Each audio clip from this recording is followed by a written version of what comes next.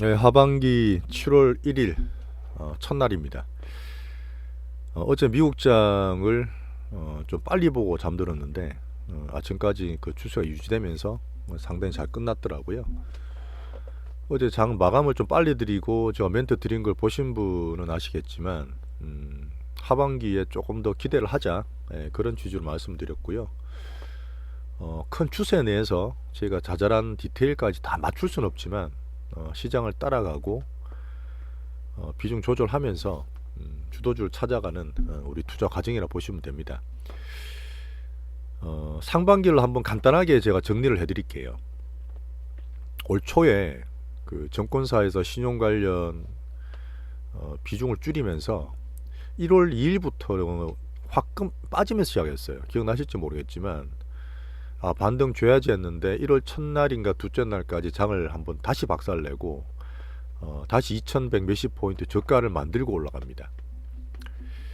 자, 그서부터 이제 주도주가 사실은 뭐 처음에 우리가 로봇도 했지만 그 레인보우 같은 거 그 2차 전지가 자리 잡게 되죠. 에코프로 10만원대 초반 찍고 80만원을 한 3, 4개월 계속 달리던 기간이었습니다. 자, 우리나라는 자체적인 동력보다 그 주로 가는 외세 수급에 외국인의 절대적 영향을 말씀드렸잖아요. 그 외국인의 또 가장 메인이 미국계 자금입니다. 가장 돈이 많고 시간이 많은 MSCI 자금이라 볼 수 있는데, 그러다 보니까 이제 미국 증시 영향을 안 받을 수는 없어요. 그래서 미국을 항상 제가 말씀을 드리고, 그 다음 미국을 따라가는 유럽, 그 다음에 이제 중국까지 우리나라가 중하권 이머징 증시다 보니까 항상 그렇게 말씀을 드립니다. 자, 제가 미국의 그 나스닥 지수를 띄워놨어요.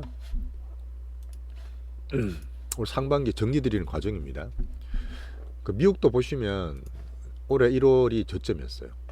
자, 보시죠. 2023년 1월 저점이었고, 그때 별별일 다 있었는데 다 뺄게 올해만 얘기 드릴게요.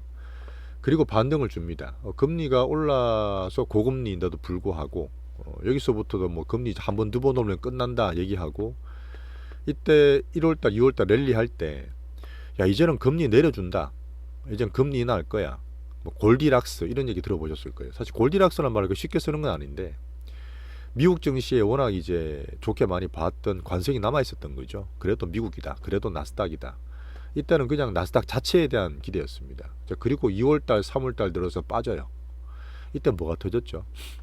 SVB, 이제 지방의 스몰은행들이 파산하면서 이거 금융위기 오는 거 아니냐, 그때 또 비관론자 득세하던 그때였습니다. 우리도 같이 빠졌어요. 이때 빠질 때 버텼던 게 사실 2차 전지였습니다. 그 2차 전지 계속 우리 홀딩했던 기억나시죠? 그 3월달부터 반등을 주다가 4월달에 살짝 등락이 올라간, 이때 사실 뭐 나왔던 부분이 뭐냐면, 뭐 미국의 부채 한도가 겁이 난다, 미국 부채 한도 나오면 또 디폴트 나올 수 있다, 뭐 겁을 줬던 기간이었습니다. 그래서 잘 버텼던 이유는 5월달 중반이죠. 우리나라는 그때 뭐 4월달에 그 CFD 관련 계좌 때문에 이제 신용 막 틀리고 할 때였습니다.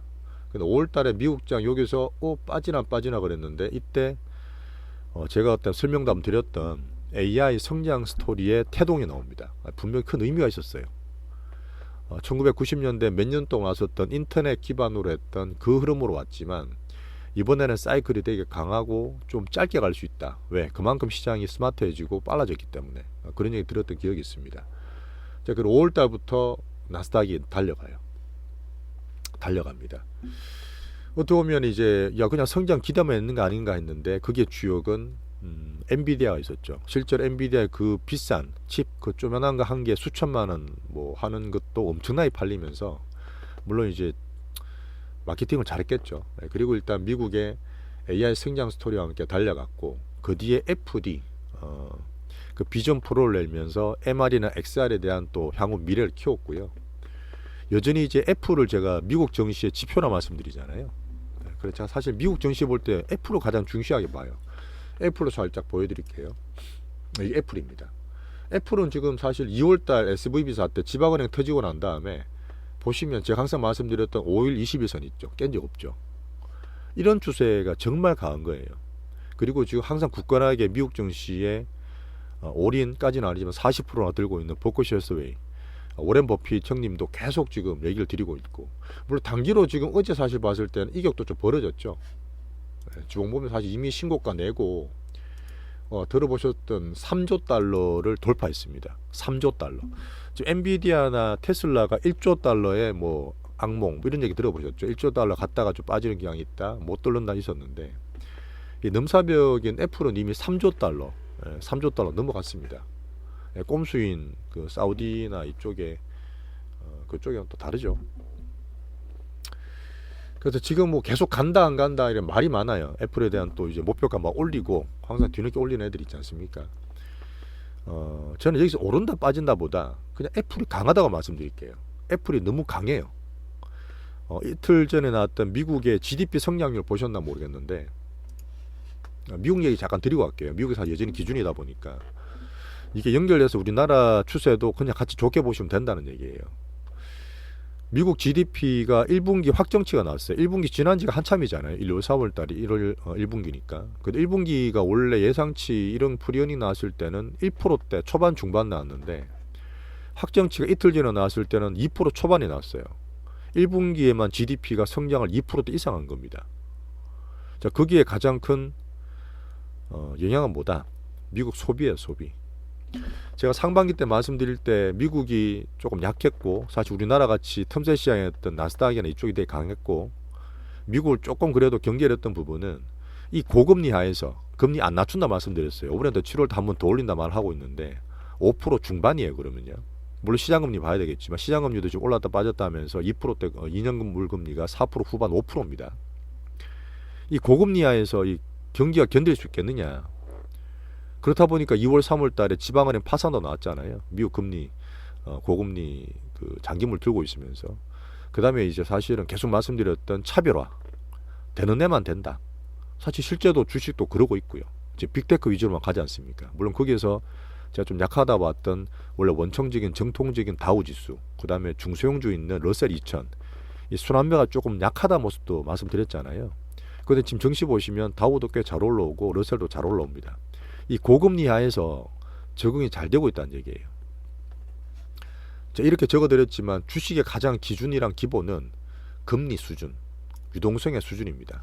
자, 그 다음에 이 얘기 맞춰서 기업의 성장과 어닝을 따지는 게 가장 기본이에요. 지금 고금리이기 때문에 성장에 대한 드림을 펼친다 하더라도 저금리 때와 다르게 어닝을 꼭 챙긴다 말씀드렸잖아요. 지금 사실 마이크론이 좀 빠지죠, 미국에서. 물론 이제 중국과 영향이 있기 때문에 마이크론이 이렇게 잘 가고 딴 엔비디아 잘 버티는데도 불구하고 우리나라 반도체보다 더 못하게 마이크론이 좀 떨어집니다. 실제 단기로 그래요. 왜? 마이크론은 지금 실적이 지금 적자거든. 물론 우리나라 하이닉스도 적자입니다. 하지만 그 중국에 대한 반도체 제재가 계속 나오죠. 미국 애들은 우리나라 반도체를 중국 그 기술 패권, 특히 반도체 산업에 약간 도말강 구멍으로 활용을 합니다.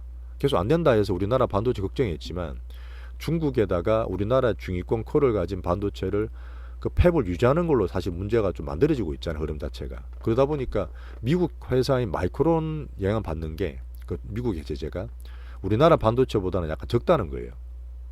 그래서 어떻게 보면 마이크론보다 우리나라 반도체가 더 나은 면이고 마이크론은 지금 실적이 안 나오기 때문에 이런 랠리에도 쉽게 못 가는 겁니다.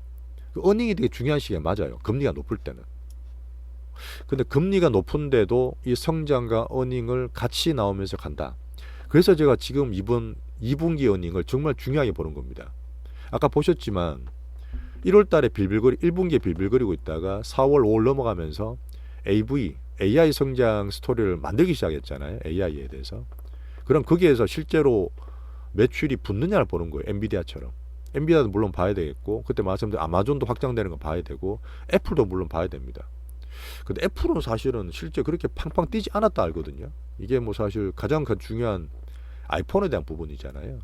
그래서 사실 저는 그래서 미국이 정말 지금 강하고 하지만 추세가 쉽게 꺾이진 않지만 애플이나 MS나 그다음에 테슬라 지금 워낙 마케팅 잘해서 차를 잘 팔았잖아요. 뭐 그런 면도 좋고 하지만 여전히 지금 뭐 충전소라든지 AI 시스템이나 로봇으로 확장해서 막 드림을 꿈꾸는 그런 건 사실 아니라 봐요. 테슬라도.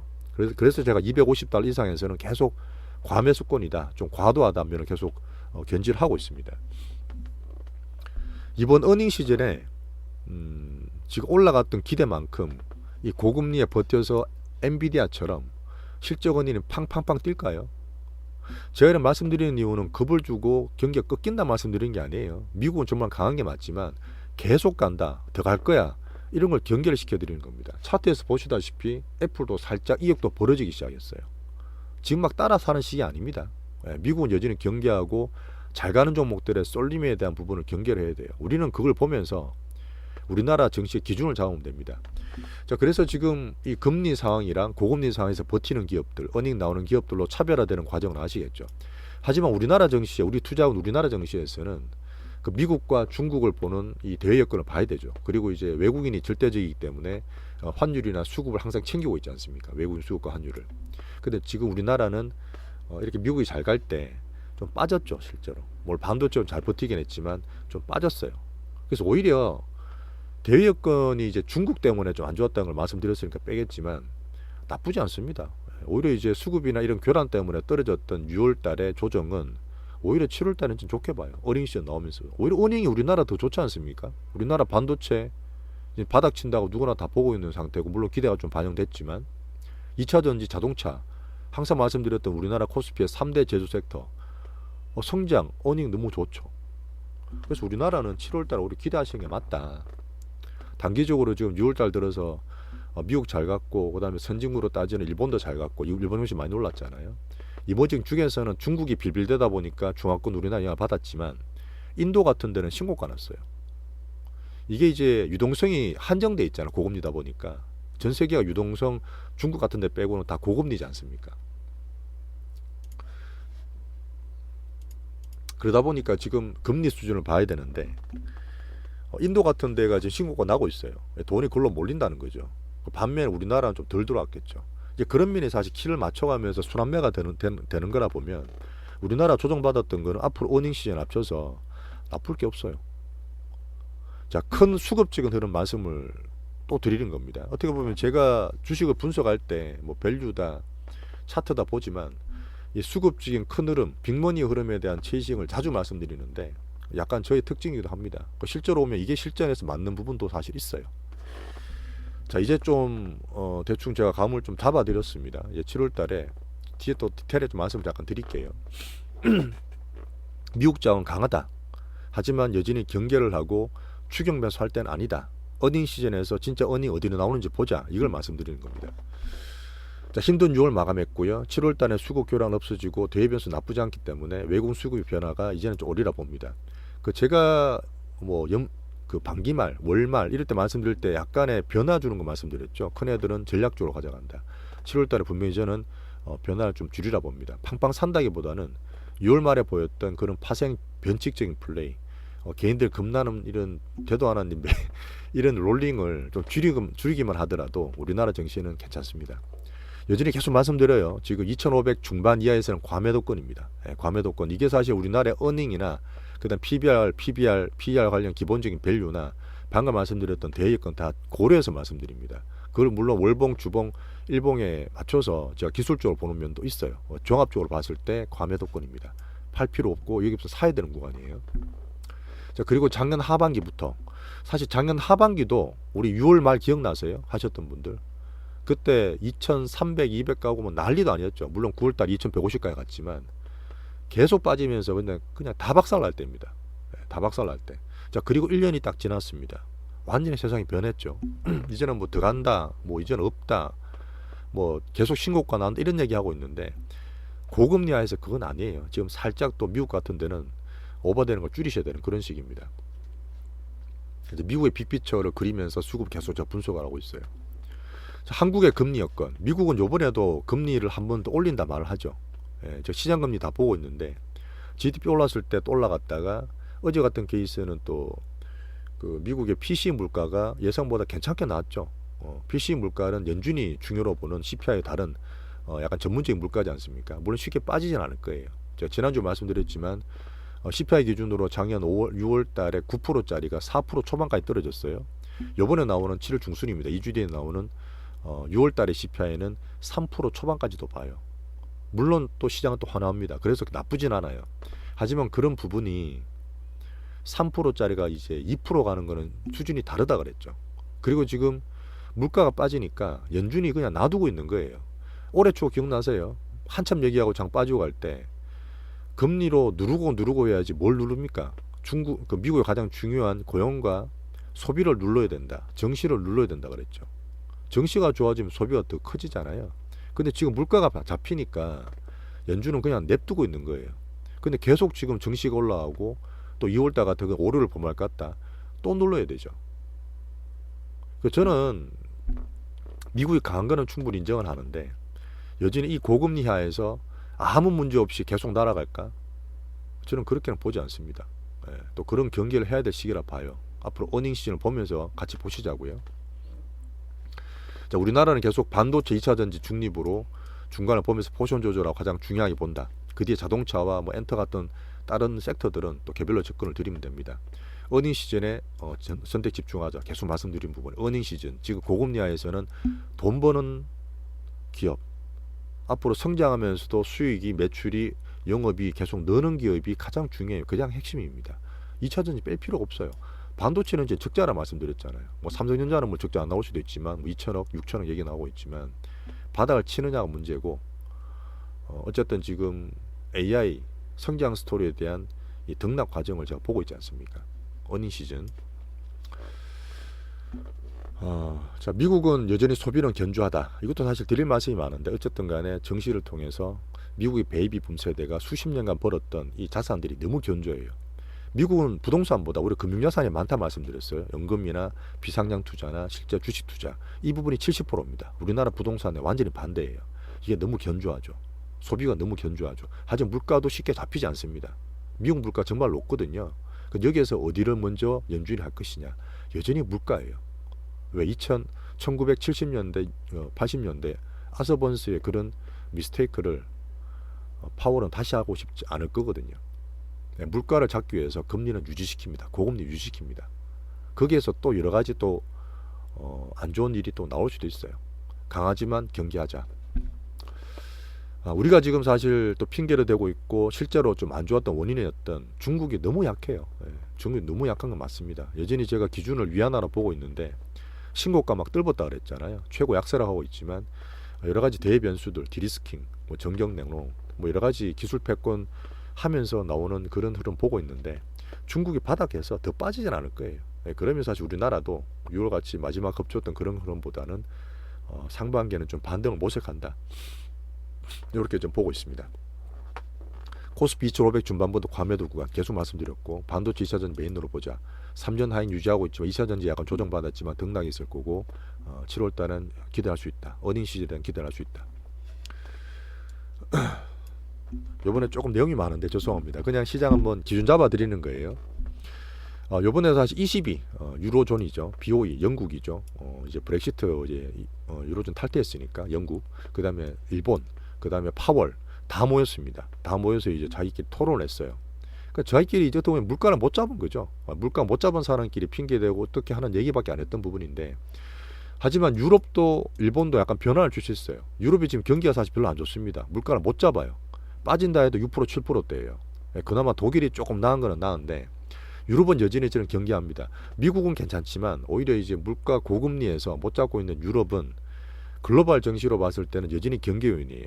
하지만 지금 어제도 보면 럭셔리 주가 또 올라가죠. 중국과 살려서 어쨌든 경기를 살리는 모습 보이고 뭐 프랑스 지금 뭐 노조도 난리 나긴 했던데 뭐 국지적인 부분이고 그리고 지금 2011년, 2015년, 2017년처럼 미국 같은 게 아니에요. 유럽이 약간 흔들린다 하더라도 글로벌적인 대마불사라 봤을 때는 유럽이 흔들린다 하더라도 예전처럼 그런 큰 흐름은 아닙니다. 큰 충격은 아니라 봐요.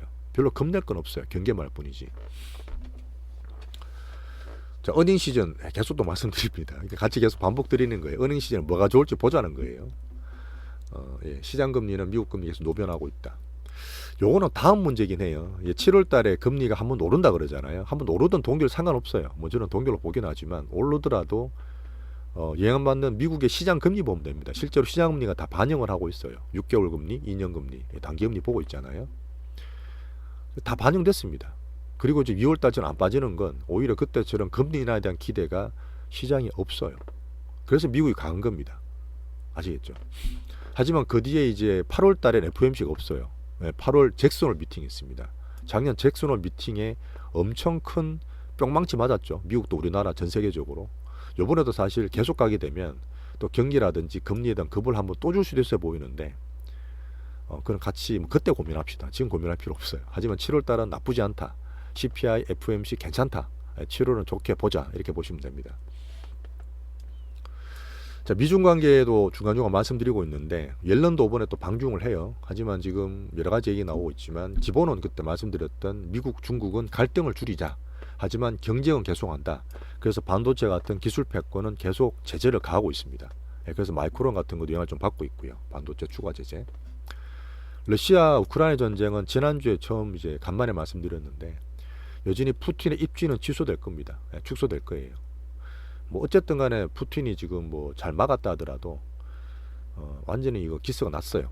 그래서 지금 앞으로 저는 볼 때 이건 약간 테마 성향이긴 하지만 건설이나 기계나 재건 테마 있죠. 이쪽은 여전히 관심을 좀 더 가지려고 그러고 있고요. 오히려 방산이나 우리나라 K방산이 실적도 너무 좋고 하지만 이 방산의 섹터 특성상 그 다음에 이제 방금 말씀드렸던 러우 전쟁의 모멘텀이 줄어드는 특성상 저는 방산을 조금 안 좋게 보고 있습니다. 여전히 뭐 추세는 살아있지만 반등 줄 때는 뭐 저는 뭐 하실 건 아니지만 갖고 있는 분들은 좀 참고해 주시면 좋겠고요.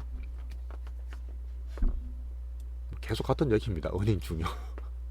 몇 번 적은지 모르겠네. 저 그리고 한번 체크해 드릴 거는 이제 하반기에 외국인 등록제가 또 폐지돼 우리나라에서 외국인들이 좀 더 활기를 칠 수 있도록 더 편하게 투자할 수 있도록 요번에 MSCI 선진국 관찰국의 등재가 실패했는 거 아시죠? 1년 또 봐야 됩니다. 오히려 더 좋아요. 급할 거 없습니다. 그냥 미리 들어오는 외국 수급 보면 되고요. 여전히 지금 우리나라는 코로나 이후에 공매도가 제한되어 있습니다. 그 전까지 전체 종목 다 가능했는데 지금 코스피 200 기준으로만 돼 있죠. 그러다 보니 외국인들이 지금 파생으로 장난치고 벤치가나 만드는 이유가 이것도 있어요. 옛날에 공매도로 치면 되는데 이게 안 되니까 파생으로 장난치는 거예요. 사실 그런 면도 보셔야 됩니다. 자, 그리고 지금 2차 전지등 개인들이 중장기로 많이 들고 있다 말씀드렸는데 정권사 시용 종목이 대거 축소했어요. CFD 때문에 이제 그렇게 만들었고 CFD 때문에 아예 그냥 금지시킨 데도 있습니다. 이런 말은 뭐냐면 개인들이 살 때 돈 빚내서 팡팡팡 못 질러요. 그런 말은 갈 때 어떤 개인들이 좋아하는 종목이나 그런 테마들이 개인 수급의 탄력, 오를 때 팡팡 오르는 이런 탄력이 조금 약화될 수 있습니다. 하지만 덜 오르지만 덜 빠지겠죠. 안정성은 또 좋아지는 면이 있어요. 이런 것도 사실 우리가 보는 수급 쪽에서 하반기 때 볼 수 있는 면이라 볼 수 있습니다. 자, 국가별로 그냥 읽어보세요. 앞에 제가 좀 길게 말씀드렸기 때문에 그냥 한번 정리드려서 했던 부분입니다. 나머지는 또 두 번째 말씀드릴게요.